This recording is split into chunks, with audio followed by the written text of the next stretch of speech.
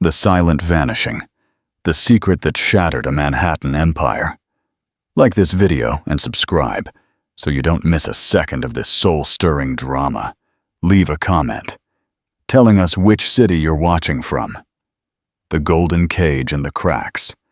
They say every marriage has hidden cracks, but no one expects them to burst wide open at the worst possible time. Eleanor Hayes believed she had everything. Unimaginable luxury, a dazzling mansion, and the devotion of her billionaire husband, Robert Montrose. But in a single night, she uncovered a devastating secret that left her feeling betrayed, vulnerable, and utterly alone. Determined to free herself from the double life she never knew she was leading, Eleanor made a decision that left everyone stunned. She left a cryptic letter and disappeared without a trace. Little did Robert know that her vanishing act would become his most tormenting regret. Are you ready to dive into a story of deception, heartbreak, and the relentless pursuit of truth? Eleanor Hayes was accustomed to the grandeur of her life with Robert. From the outside, their marriage was a fairy tale. She was the soft-spoken heiress of a successful publishing fortune. He, an ambitious billionaire investor with a Midas touch, married her in a lavish ceremony on the French Riviera, hailed in the tabloids as the wedding of the decade. From that moment on, Eleanor learned that in the world of the ultra-rich, illusions and masks were not only common, but essential. For years, the Montrose estate in Greenwich, Connecticut, an imposing mansion with an immaculate white facade, served as the epicenter of high society gatherings. It was said to be worth nearly $70 million. Only the marble-floored foyer gleamed under the brilliance of an extravagant crystal chandelier Eleanor had personally selected at a Venice auction. Long hallways, richly adorned with antique furniture, whispered the secrets of an opulent yet hollow existence. Sometimes, Eleanor felt like a guest in her own home. So meticulously planned and staged was every detail by Robert's design team. Yet, a genuine affection existed between them, or so Eleanor believed. They shared late-night dinners prepared by Michelin-starred chefs and snuck out to downtown pizzerias for a slice of famous New York pepperoni. Robert had his flaws, but Eleanor accepted them. She was no stranger to the complexities of life among the affluent. Having grown up in a wealthy family, she knew the demands placed on someone in Robert's position. The tedious meetings, the endless deals, the globe-spanning travel. From an early age, Eleanor was taught that a successful marriage required a forgiving heart. Her parents had such an arrangement, an extravagant yet cold relationship that kept them together despite silent resentments. She tried to believe her union with Robert was different. In her heart, she longed for a more genuine connection. Nights cuddled in bed, talking about the day, spontaneous getaways that had nothing to do with business, and finally, a family they could cherish. When she discovered she was pregnant, she believed it would be the missing link in their tapestry of love. It felt like a promise of better things to come. Perhaps, she thought, the little cracks between them would vanish the moment Robert realized he was going to be a father. Perhaps the unspoken tensions would dissipate once the baby became real. But the illusions of love and security shattered faster than she could have predicted. The call that changed everything. Sometimes, a single phone call is all it takes to turn your world upside down. 5 months into her pregnancy, Eleanor's mornings were plagued with nausea and fatigue, but her spirits were high. She imagined Robert as a loving father, cradling their child, reading bedtime stories, and forging the kind of family bond she once lacked. On a chilly November morning, while a cool breeze rattled the windows, Eleanor was poring over baby furniture catalogs in her second-floor study. Bright pastels or neutral whites. She was undecided. She could picture the baby's soft cooing echoing in the elegantly decorated nursery. The possibilities seemed endless and exciting.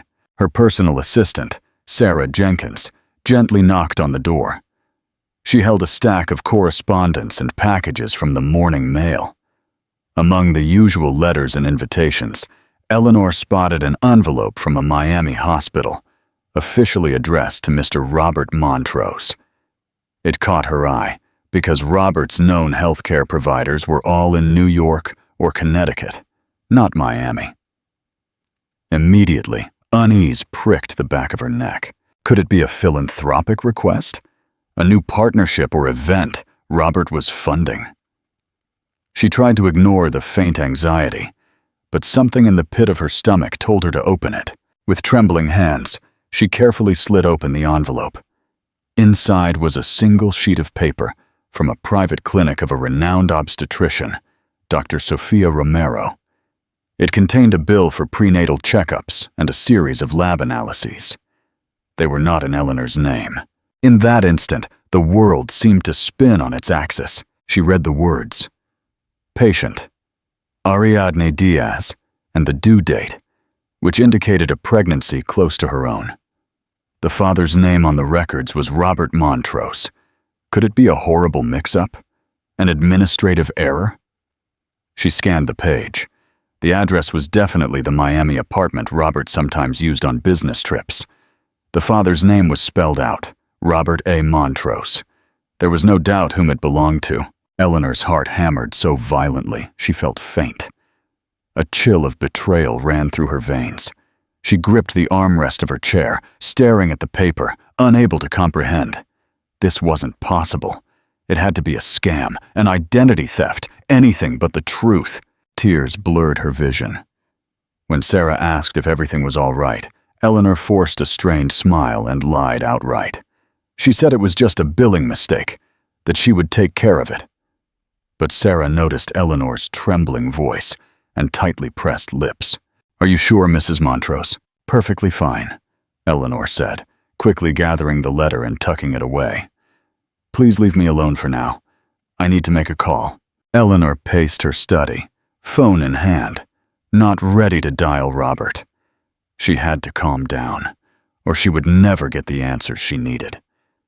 She placed her free hand on her stomach, trying to steady her breathing for the sake of her unborn child. She remembered all those nights Robert came home late, citing business, or the weekends he claimed he had urgent flights for emergency negotiations.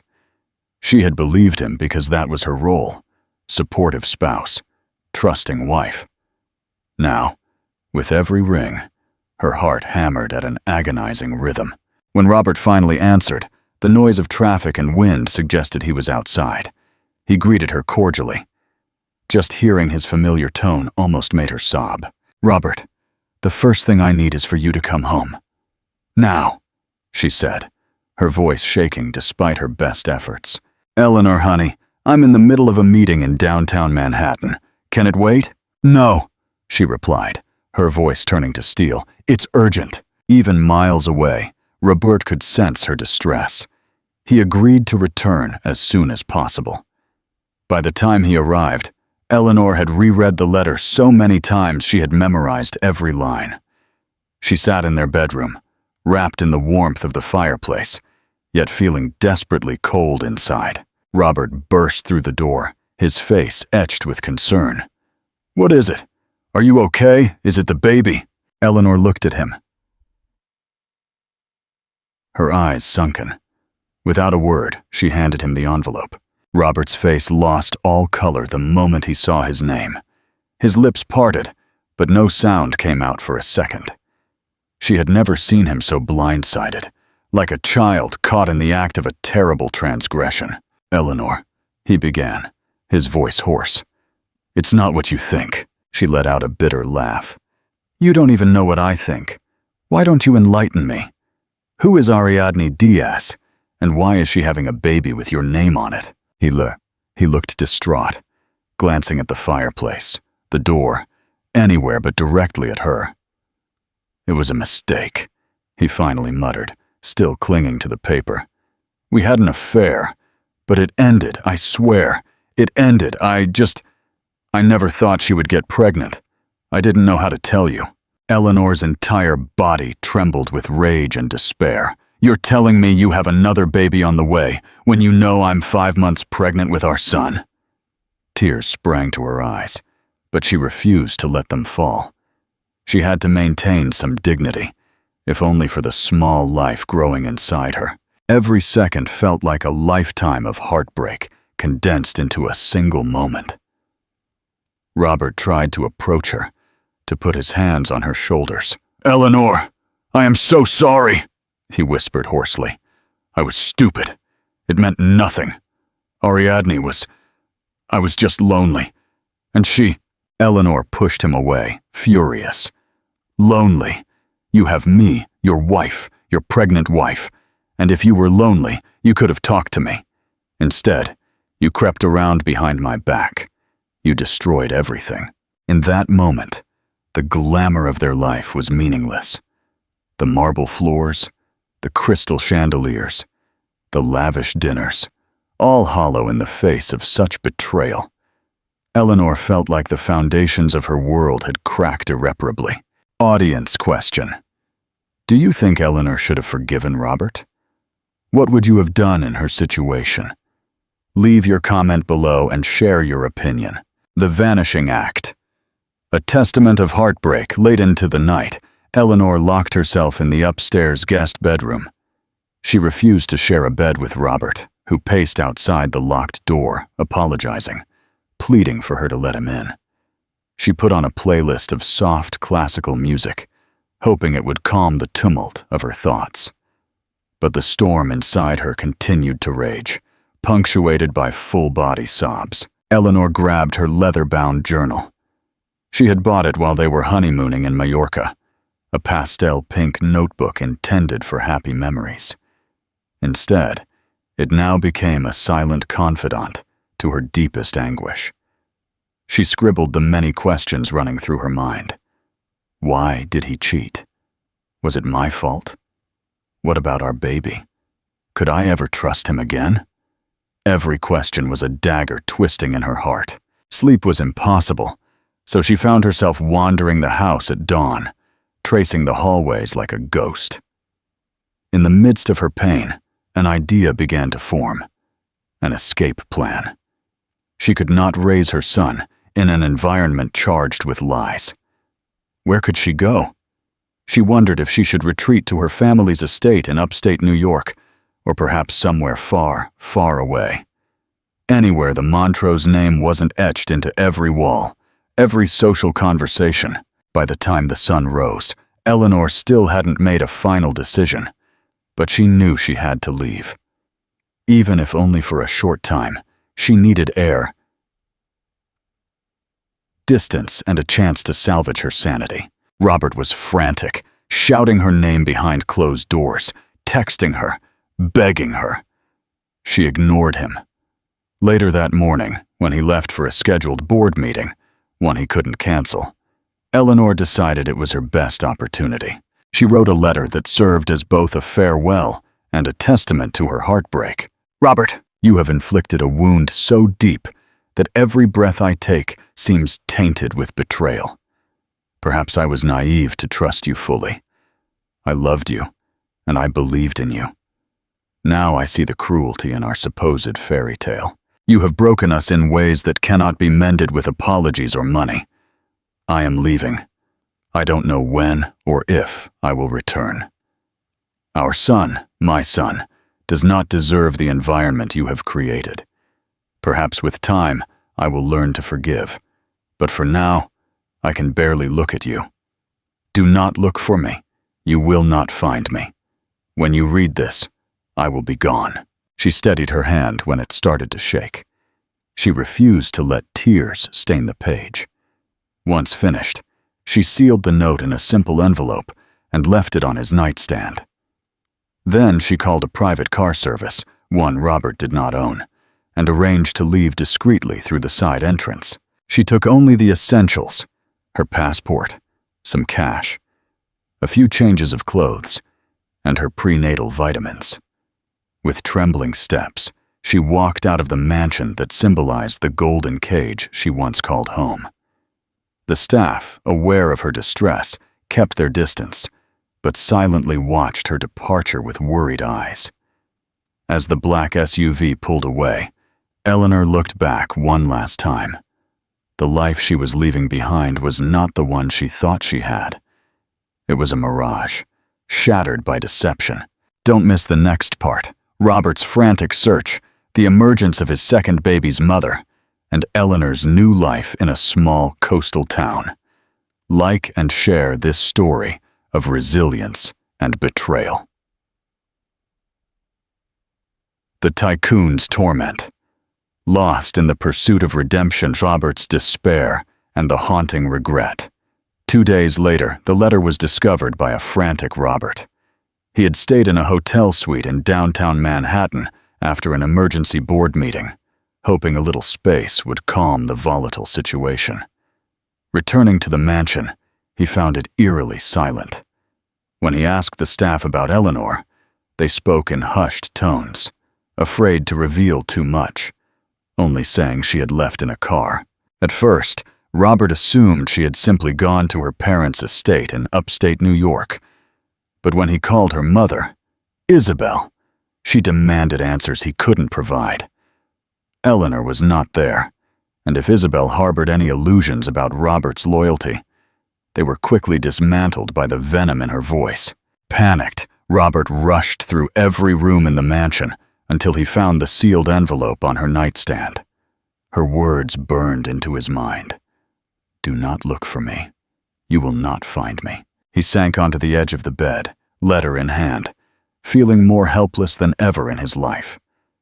He was a man accustomed to controlling the outcome of deals, of millions of dollars, to orchestrating the future of entire corporations. Yet he could not locate his own wife. A wave of nausea washed over him as he realized the extent of what he had done.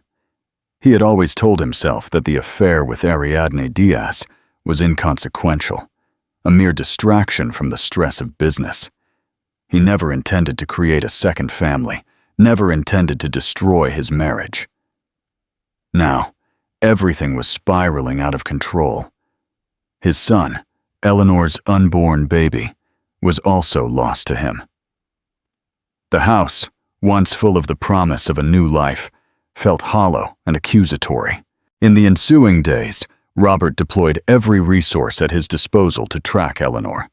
He called private investigators, used the influence of his security consultants, and even offered hush money to staff who might reveal clues. He checked credit card transactions, flight records, bank withdrawals, but everything proved fruitless. Eleanor was far more resourceful than he thought. Possibly with the help of her friend Marina, she had orchestrated her escape flawlessly. Every dead end left Robert more distraught. Guilt gnawed at him relentlessly. He woke up in the middle of the night, drenched in sweat, haunted by nightmares of Eleanor weeping. He saw her face in every reflection, heard her voice in the silence. Exhausted and desperate, he found himself doing something he never imagined: praying. He prayed Eleanor was safe, that she wouldn't harm herself, that she would somehow find the strength to forgive him.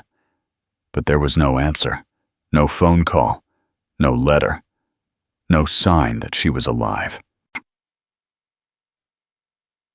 Audience question: do you think Robert's regret is genuine?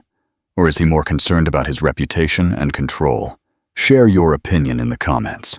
A new life in isolation. Meanwhile, Eleanor headed for a small town on the outskirts of St. Augustine, Florida, a quiet coastal community known for its picturesque lighthouse and ferry docks.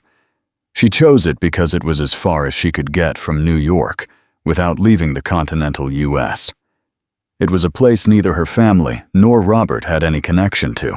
The constant drizzle and overcast skies matched her mood. The anonymity felt like a balm to her wounded soul. She rented a modest cottage from an elderly widow named Marta, who had advertised it for seasonal travelers. Marta, though curious about Eleanor's past, accepted her vague story of needing a quiet place to focus on her writing. In that small cottage, Eleanor began the painful process of reconstruction. Each morning she rose early, made tea,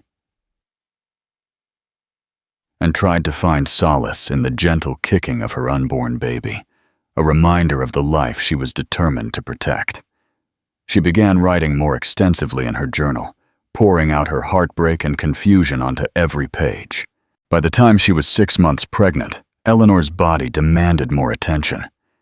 She found a local obstetrician, Dr. Javier, a kind man with graying hair and a warm smile. Though he didn't pry, he sensed her stress and recommended she see a counselor specializing in pre- and postnatal depression. During her first session, the counselor, Dr. Paula, asked the question Eleanor feared most. "Tell me about the baby's father." Eleanor's eyes filled with tears. She wanted to forget a father existed, that her child was half of him. "He's someone I once trusted," she whispered, her voice choked. Each day was a test of her resolve. Though sometimes she missed the luxuries, a driver, a housekeeper, the best medical care money could buy. She treasured the freedom of walking the beach unrecognized. She would sit on a bench facing the ocean, watching the ferries cross the strait, and envision a simpler life. Sometimes, the ocean breeze carried away her tears before they even reached her cheeks. Audience.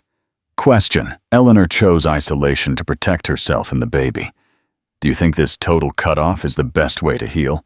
Or is it delaying the inevitable confrontation? Comment below. Ariadne's ambition and the first clue. Back in Robert's world, events were unfolding in a way he never anticipated.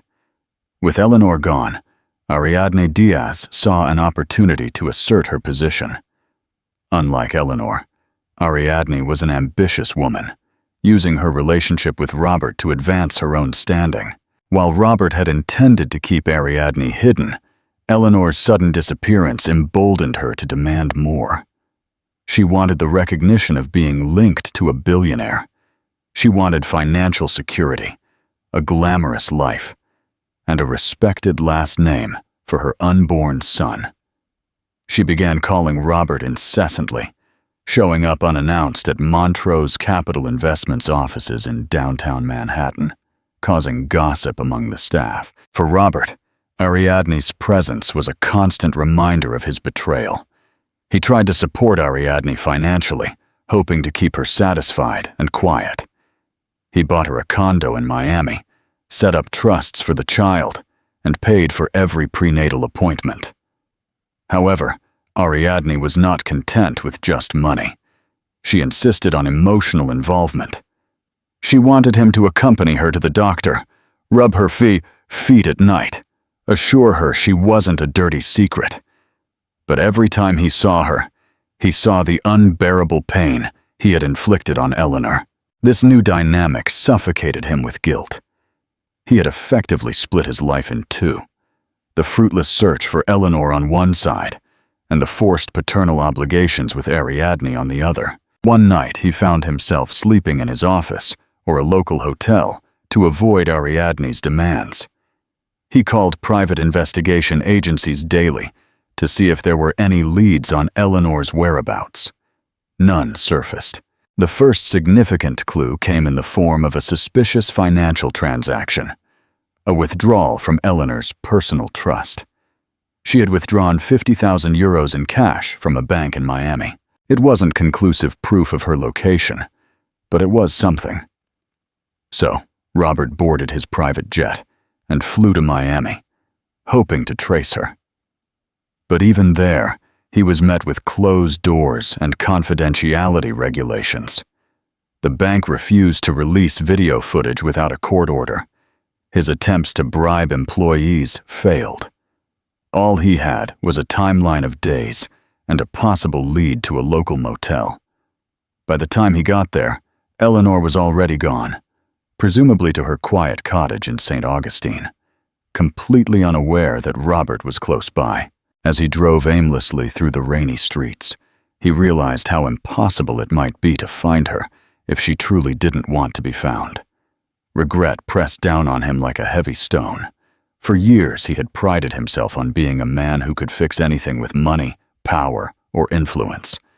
Now, none of those tools could bring back the one person he desperately needed. Don't miss the next part. Robert hires a relentless private investigator who finally finds Eleanor. But the revelation comes at the most terrifying moment.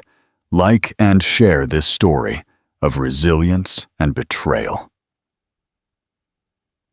The crisis and the PI's breakthrough. Another month passed, bringing Eleanor into her 7th month of pregnancy. Daily tasks had become exhausting, but she persevered, determined to remain independent. She borrowed books on childbirth and parenting from the library, devoured every chapter with anxious determination. She bought baby clothes at local thrift stores, wanting to avoid suspicion by not using her credit cards for major purchases.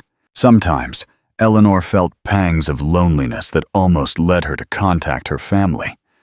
She wondered about her mother, who must be frantic with worry. She remembered her late father and how disappointed he would be to see her struggling alone. And then there was Robert. Despite her rage, there were fleeting, painful moments when she missed the comforting curve of his arms around her. But every time her heart softened, she recalled the humiliating betrayal. One afternoon, returning from a prenatal checkup, she felt dizzy, momentarily collapsing on the steps of her cottage. Concerned neighbors called an ambulance. At the hospital, she was told she was suffering from dehydration and elevated blood pressure. It served as a stark reminder. She was carrying a precious load, and her stress jeopardized both her health and the baby's. Trapped by fear, she realized she couldn't do this completely alone. She confided in Marta, her landlady, who helped nurse her back to health during a few days of rest. Marta shared her own stories of heartbreak and loss, forging a quiet bond with Eleanor. Through these tender moments, Eleanor found pockets of hope. Not everyone in the world was there to betray her. Some were simply there to lend a hand. Meanwhile, Ariadne's own pregnancy was advancing. Robert tried to fulfill his moral duty, attending her birthing classes or picking up items for the baby's room. Yet everything felt forced, like a grim charade. Ariadne was well aware of his ambivalence. She goaded him to move in with her, to attend social events, but he always made excuses. As rumors began to circulate that Eleanor Hayes had vanished under suspicious circumstances, Ariadne reveled in the spotlight. She secretly leaked stories to small gossip magazines, painting Robert as an indifferent father who drove his wife away. She positioned herself as the new partner, the future mother of his only child, conveniently omitting the existence of Eleanor's pregnancy. Robert was furious. "You're making me look like a monster," he told Ariadne during a heated argument in her condo. She shrugged, crossing her arms. "Perhaps if you did the right thing by me, I wouldn't have to go to the press." That night, after storming out of Ariadne's place, Robert sat in his car for an hour, battling tears of rage and pain. He realized he had made a catastrophic series of decisions. He fantasized about escaping this nightmare, returning to a moment when he had Eleanor by his side, and they were happy before the betrayal crept into their marriage. But that time was gone. He was left with Ariadne's manipulations, a missing wife, and the unborn child he felt he was losing day by day. Desperate, Robert hired George Alcazar, a seasoned private investigator with an impeccable track record. George had a background in law enforcement and prided himself on an unshakable code of ethics. Initially, George was wary of working for the billionaire, infamous for his controversies, but eventually, for a substantial fee and the possibility of genuine closure for Eleanor, he accepted. For weeks, George tracked flight records, car rentals, and potential safe houses. He even interviewed some of Eleanor's close friends, like Marina, who only offered cryptic statements like, "Eleanor is safe, and that's all you need to know." Despite the secrecy, George detected a pattern. Eleanor was clever, possibly using aliases and untraceable funds. She had prepared for this. A break came when George discovered Eleanor's travel path from New York to St. Augustine. He pieced together surveillance footage from hotels that might have captured her face, even glimpses of a ferry terminal. Finally, a single piece of footage from the ferry to St. Augustine showed a woman, visibly pregnant, with Eleanor's profile. The image was grainy, but it was enough. George traveled to St. Augustine. He discreetly checked local accommodations, looking for any sign of a pregnant woman fitting Eleanor's description. After days of fruitless searching, he stumbled upon an older neighbor who remembered a sweet pregnant girl from out of town, staying at a small cottage. With subtle questioning, he confirmed the woman's name was Eleanor. The final stroke of luck came when he saw her in person, leaving a local grocery store. He recognized her from the photograph in his files, the same luminous eyes, though shadowed by heartbreak. She wore a loose coat, her belly unmistakably carrying a child. She looked frailer, thinner in the face. George observed her from a distance, making no move to approach her. He noted the direction she walked and confirmed her address. He faced a dilemma. Should he report back to Robert immediately, or should he speak to Eleanor first? In the end, his own principles guided him. George knocked on her cottage door that very afternoon. She answered, her expression immediately fearful. Yes? He removed his hat, revealing a look of sympathy. Mrs. Hayes, my name is George Alcazar. I'm a private investigator hired by your husband. She tried to shut the door, but George gently put a hand out to stop her. He doesn't know I'm here yet, he said softly. He's desperate to find you, but I want to respect your wishes. May I come in? Just to talk. Eleanor hesitated. Something in George's serious tone and kind eyes made her relent. He followed her inside. The living room was small, filled with half-unpacked boxes and baby items. She invited him to sit, though her body language spoke volumes of her mistrust. What do you want? She asked, crossing her arms protectively over her belly. I need to know you are safe, George said simply. Your husband is worried. He fears for your health. He's not even sure if you're still pregnant. Eleanor's eyes flashed with anger and despair. Yes, I am still pregnant. No thanks to him. George nodded solemnly. Look, I'm not here to defend him. From what I understand, he made some terrible mistakes, but he is still worried about you. If you want to remain hidden, I will respect that. I just need confirmation that you are well. Then I can close this case and tell him to leave you alone, if that is your desire. Tears sprang to Eleanor's eyes. She had wanted so badly to cut ties, to remain hidden, but a part of her needed closure. She never expected a private investigator to ask for her perspective, to see her as more than just a missing person. With trembling words, she spoke for the first time about the betrayal, about Ariadne, the letter, her desperation to protect her unborn baby from an environment built on lies. George listened attentively, silently empathizing. When she finished, he offered a simple declaration. I will not disclose your location if you do not want me to. I will tell him you are alive and safe, but he may still search for you. He is determined. She lowered her gaze to the floor, her voice cracking. I don't know if I'll ever forgive him, but I don't want to see him. George nodded. Then that is what I will tell him. Don't miss the next part, Robert's moment of reckoning, the shocking complication in the birth, and the silent plea that brings him back. Like and share this emotional journey. Robert's reckoning and a premature birth back in New York. George gave Robert the news. I found her, and she is safe. She is pregnant with your son and appears to be medically fine. Robert's relief was palpable. Where is she? Tell me, George. Please. George softly shook his head. She does not want to be found. She specifically said she does not want to see you. She wants peace to focus on her pregnancy. Part of Robert wanted to rage, to threaten, to use every means of coercion. But something in George's stern gaze stopped him. Robert had done enough damage. All he could do was ask one last question.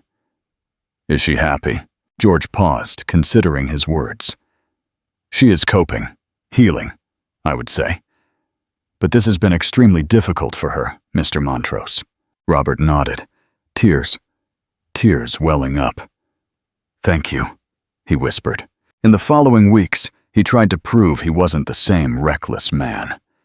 He halted Ariadne's attempts to drag his name through the tabloids, issuing legal warnings against her if she continued. Ariadne was furious, accusing him of discarding her. But Robert made it clear that while he would financially support the child he fathered, he would not be forced into a relationship. Meanwhile, a whirlwind of scandal surrounded Montrose Capital. Board members were worried about Robert's stability. Stock prices fluctuated. Shareholders threatened to oust him as CEO.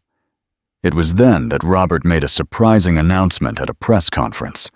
He would take a leave of absence from daily operations to focus on his family affairs. For once, the man who had built his empire on relentless ambition was stepping back. He was turning inward, seeking therapy, trying to atone for the mistakes that shattered his marriage. Perhaps it was too late. Perhaps not. Only time would tell. But audience question: do you believe Robert's change is genuine? Can a man truly redeem himself from such a huge mistake? We want to hear your opinion. The final crisis. With 8 months of pregnancy, Eleanor's water broke prematurely on a stormy night. Marta found her doubled over in pain, trembling, gasping for breath, and terrified. Marta called 911. Eleanor was rushed to the nearest hospital, the siren blaring through the curtains of rain. Doctors discovered a complication: preeclampsia, a life-threatening high blood pressure condition for both mother and child. Eleanor was rushed into an emergency C-section. Alone and terrified, she barely heard the frantic beeping of monitors and the bustle of medical staff around her, calling for more supplies, more doctors. She had never felt so vulnerable. Between the waves of pain, she whispered one name: Robert. Not out of love or longing, but out of a primal need for comfort. The nurses worked quickly, and after what felt like an eternity, the cry of a newborn echoed in the sterile operating room. A fragile baby boy was brought into the world, announcing his arrival with delicate, insistent wails. Eleanor drifted in and out of consciousness. In her haze, she heard kind voices telling her the baby was breathing, that he was small but stable. She fought to keep her eyes open to see the miracle she had carried. When she finally glimpsed him, tiny, swaddled in a blanket, tears of relief and awe streamed down her cheeks. But her ordeal wasn't over. The preeclampsia caused intense bleeding, and Eleanor went critical. The medical team fought to stabilize her. For a few agonizing hours, it was uncertain whether she would make it. The news reached George Alcazar, who had stayed discreetly in St. Augustine, sensing Eleanor might need help sooner rather than later. Alarmed, he decided to break his promise of secrecy. He reasoned that if Eleanor didn't survive, or if she needed specialized medical attention, Robert had the resources to help. He called Robert's phone at midnight. When the line connected, George's voice was urgent. "Eleanor's in trouble. She had an emergency C-section. She might die, Robert. She's at St. Augustine General Hospital." Robert booked the first private flight to Florida, his heart pounding with terror. He was too late. The confrontation. A father's plea. Robert arrived at the hospital, hair disheveled and eyes sunken from the red-eye flight. The nurses could barely believe the sight of a billionaire in their humble facility. He found George pacing in the waiting room. "She's in surgery," George informed him. "The baby is in the NICU, premature but stable." For a moment, the gravity of fatherhood thundered through Robert's veins. A son, his son, lay in a neonatal intensive care unit, fighting for his life. Eleanor, his wife, was in critical condition. Regret weighed heavier than ever.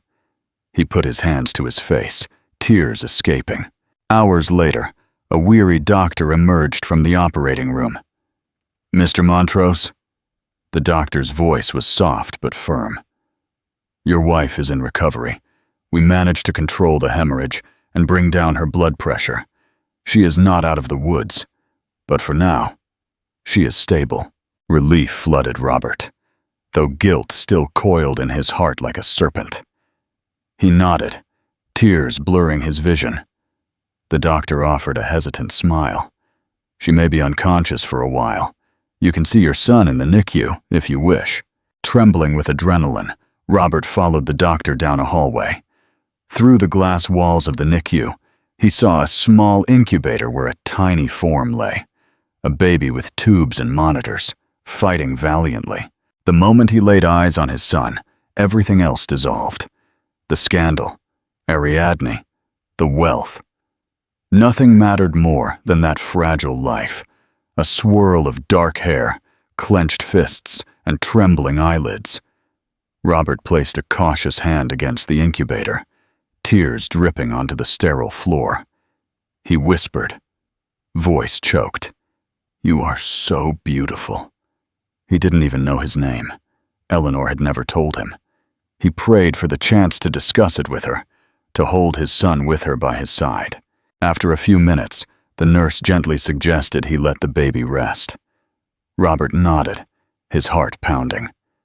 Then he headed for the recovery room. Entering, he froze. Eleanor lay pale and still, with tubes running from her arms and an oxygen mask over her mouth. The steady beep of the heart monitor was a constant assurance that she was alive. Robert felt an avalanche of regret. Slowly he approached her bed, knelt down, and took her hand. "I'm sorry," he whispered, voice breaking. "Please come back to me. Please. If not for me, then for our son."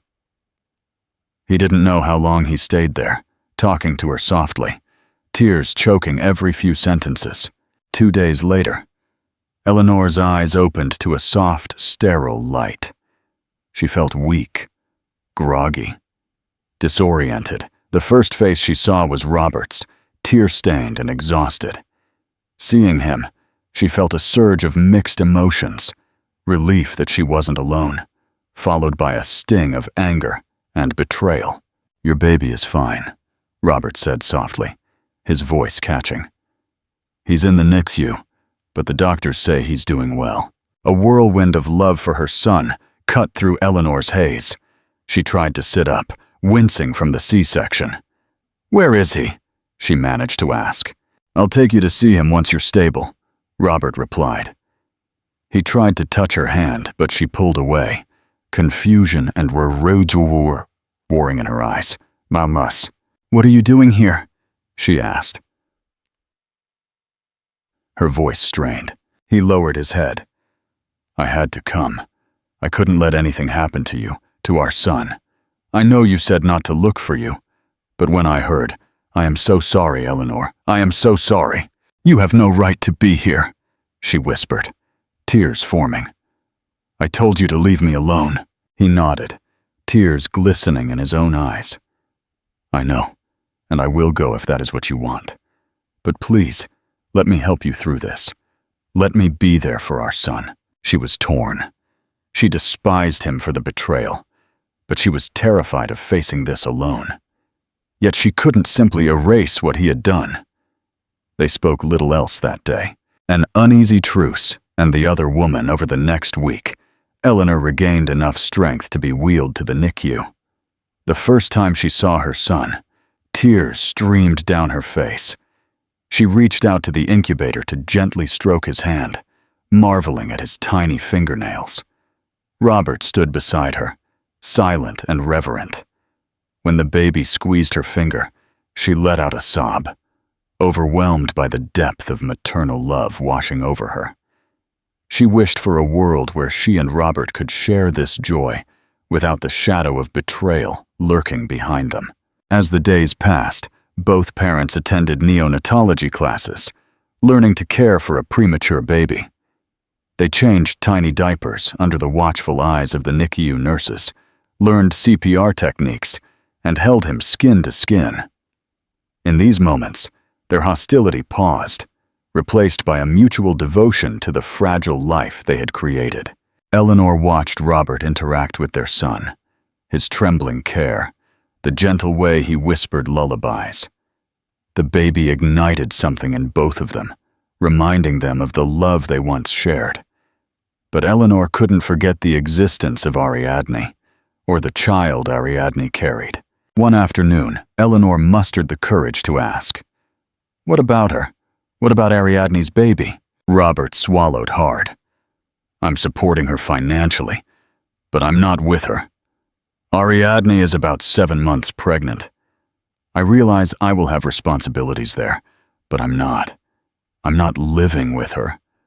I don't want a relationship." Eleanor closed her eyes, exhaling. "This is so complicated," she murmured. He nodded. Shame crept onto his cheeks. "I wish I could change what I did. I don't expect you to forgive me, but I promise I will be here for you, for him, if you let me." A day later, the doctors cleared the baby to move to a less critical section of the NICU. Every small milestone felt like a cause for celebration. Despite the complexities, Eleanor found herself relying on Robert's presence. She needed help, both emotionally and physically, especially given her precarious recovery. The tension between them lingered like an open wound, but necessity forced them into an uneasy truce. 2 weeks after the birth, Eleanor was discharged, while their son remained in the hospital a little longer. She dreaded returning to the remote cottage. Its steep steps and isolated ambiance felt daunting for a recovering mother. Robert offered her a nearby hotel suite, complete with full medical staff if needed. She hesitated. Accepting his offer meant acknowledging him as part of her support system, but she had no other alternative that ensured the best care for her son. Reluctantly, she agreed. Thus began a tentative cohabitation. They spent hours each day at the NICU, learning all they could to prepare for the baby's eventual discharge. Eleanor, physically and emotionally drained, sometimes felt her composure slip.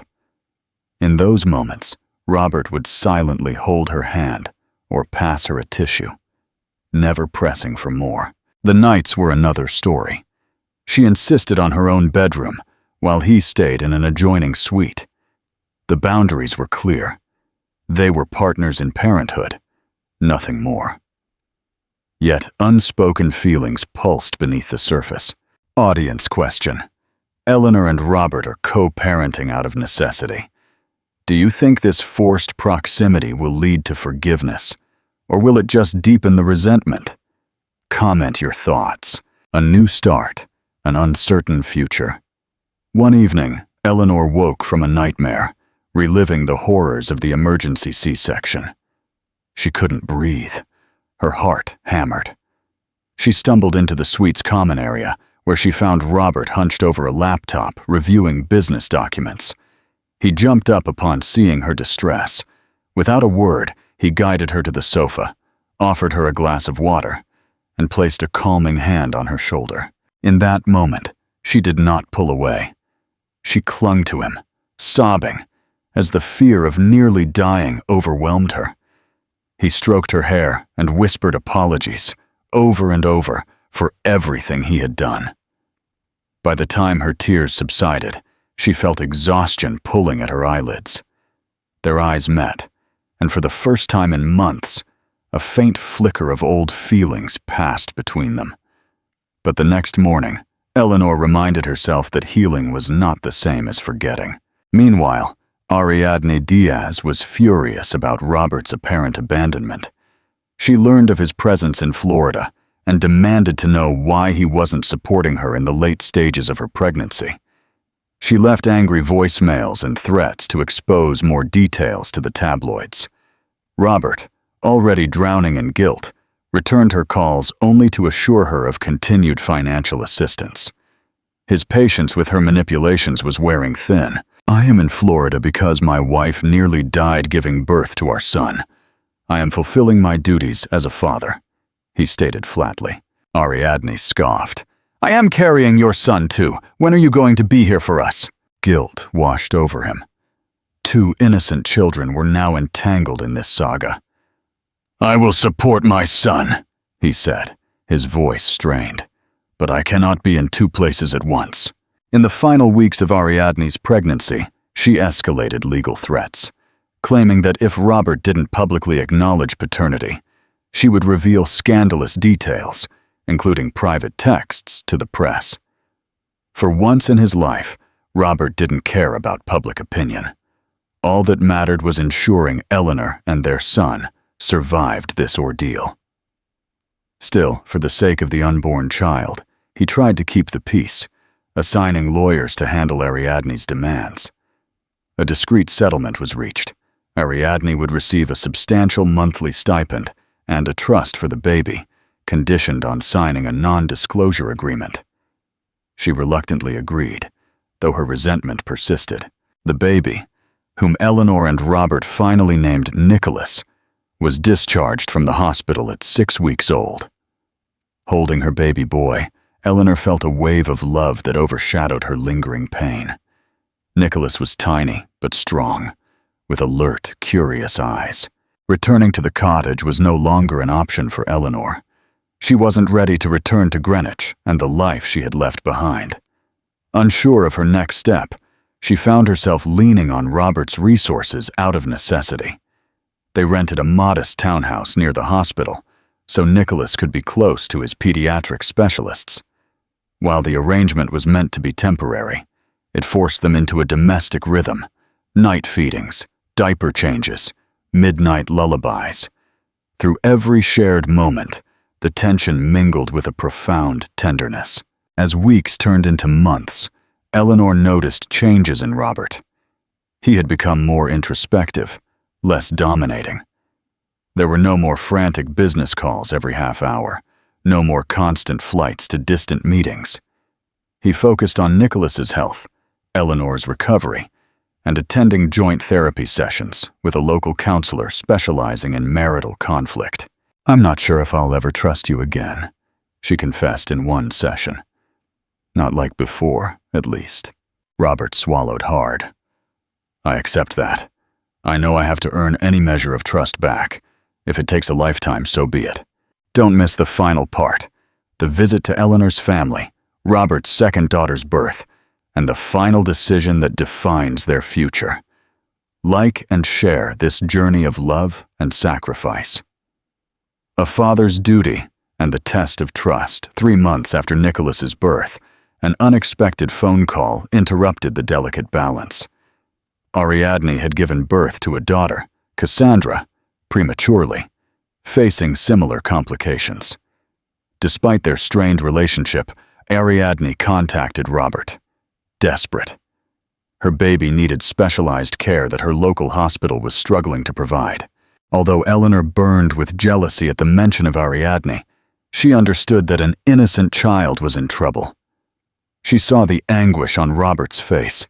She knew ignoring Ariadne's plea would condemn him to a lifetime of guilt.